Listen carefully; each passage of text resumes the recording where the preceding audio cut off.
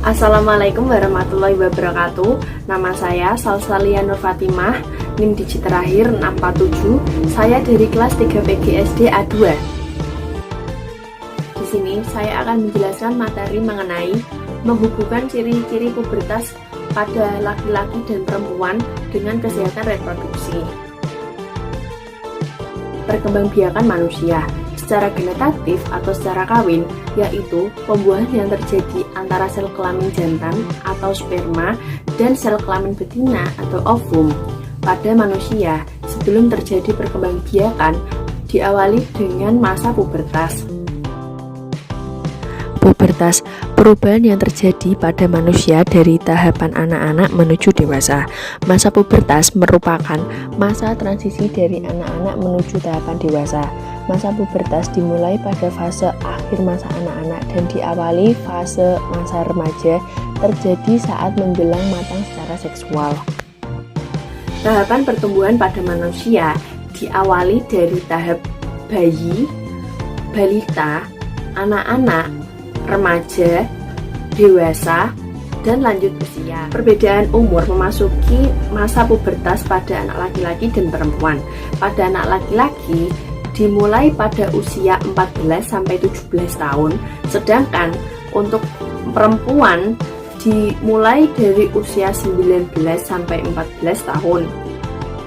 Ciri pubertas dibagi menjadi dua, yaitu ciri primer dan sekunder. Ciri perubahan primer.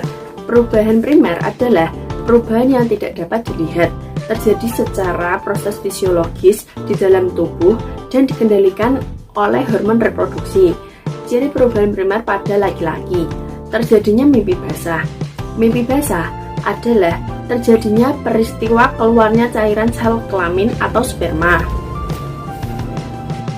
Sedangkan ciri primer yang terjadi pada perempuan, terjadinya menstruasi.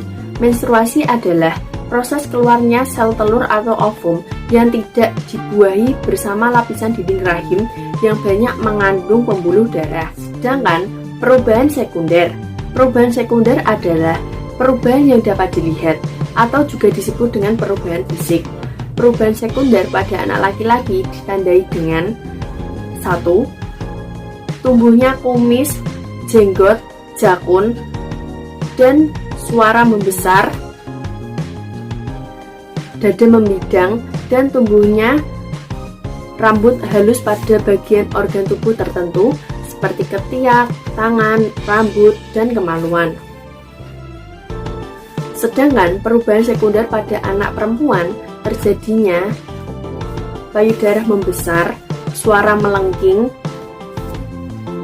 tumbuh rambut pada ketiak dan kemaluan, dan pinggul membesar. Cara menjaga kebersihan organ reproduksi. Menjaga kebersihan organ reproduksi bagi remaja putra. Membersihkan kemaluan agar selalu bersih, menggunakan celana berbahan kapur, dan menjaganya tetap kering agar tidak berkuman dan berjamur. Hindari penggunaan celana ketat agar pertumbuhan alat kelamin tidak terhambat. Sedangkan menjaga kebersihan organ reproduksi bagi remaja putri, yaitu menggunakan BH yang nyaman dan tidak ketat. Saat membersihkan kemaluan, basuh dari arah depan ke belakang untuk mencegah kuman dari anus masuk ke dalam saluran reproduksi. Untuk membersihkan kemaluan, cukup menggunakan air bersih, mengganti celana dalam agar selalu kering dan tidak lembab. Cukup sekian dari penjelasan materi yang saya jelaskan tadi.